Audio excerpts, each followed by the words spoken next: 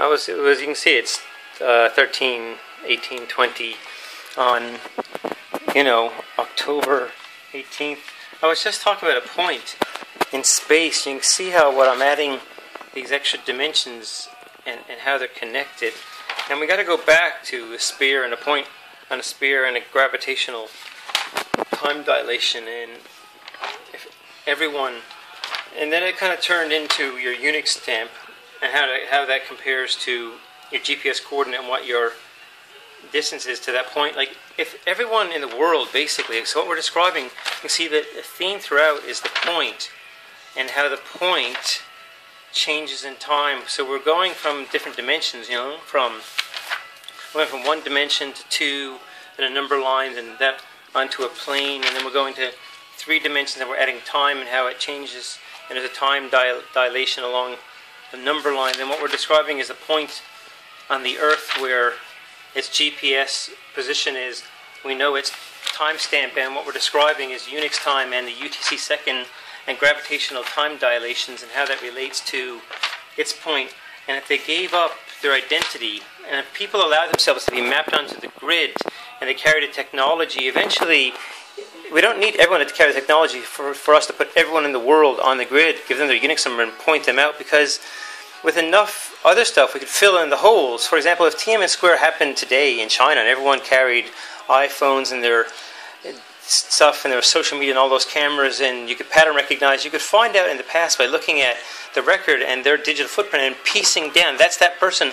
If everyone gave up their identity, if the world's governments let them carry technology to give up their identity and gave them access to information, you could see how then if they can communicate and plan to alter. So we're describing how social media links to a geopolitical system in terms of how you got to know open sourcing and programming and open sourcing, and how the construction of the project is open source and it's given paths to other users, and then how you let the topology of that network, how you will let it connect and how you let those connections change. So we're describing is like information theory and topology and social media, and how if everyone was given access to make those decisions about how politics could apply to social media and instant referendums and internet-based referendums and open sourcing political systems and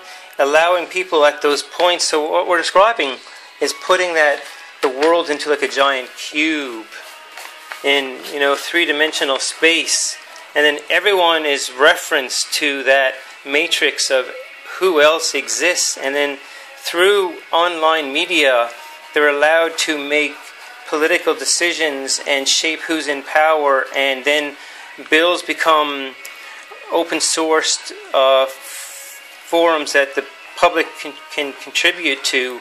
Then it totally changes the geopolitical and political.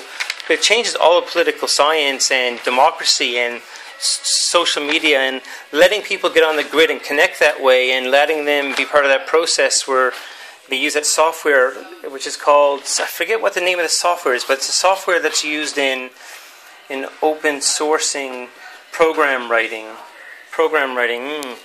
So you can see how you can start to piece together the picture in a really abstract kind of way.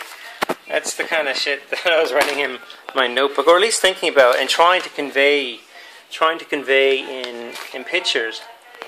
And I can give this a URL. So this will be tiny.cc/, and we'll make it junk1234x. So this video is called that. And then this could be a whole different URL link that I could make, and I could give you the integers for you to watch the rest of it and how it's all connected. And that's just the shit that you can get on with. But this is my history. See, I'm putting now my history that I've filmed and all of my social media. I'm putting in that dimension. I'm putting me on the grid like that. I'm really taking down my pants and I'm mapping myself like that. But there's a certain degree of stuff you got to give. So it's just that information timeline that comes down to what are the key things you got to give up at yourself. Are you a murderer? You know, are you a murderer? Are you a genocidal dictator? Are you a pedophile? Are you, just tell us that you're going to be a soldier and, no, you're going to be a terrorist. Just tell us that you want to be a terrorist. It doesn't matter what you are, but just define your existence on this arbitrary map that we're filling in about the world right here for everybody. How much do you want to know? Like, how sensitive is it? It doesn't matter, but let's just put you on some axis. Not sure which arbitrary one. We'll put you on this axis and you fill the form. Have you ever fired an RPG? Right here. Have you ever fired a gun before? Have you ever, have you ever seen this? Have you ever seen an explosion go off? What are all the variables that you answer? What questions do we ask of everyone in the world that they have to volunteer the bare minimum on that checklist to at least map them onto that grid? Like, what's the bare minimum of the profile? Whoa, that gets a little bit heavy.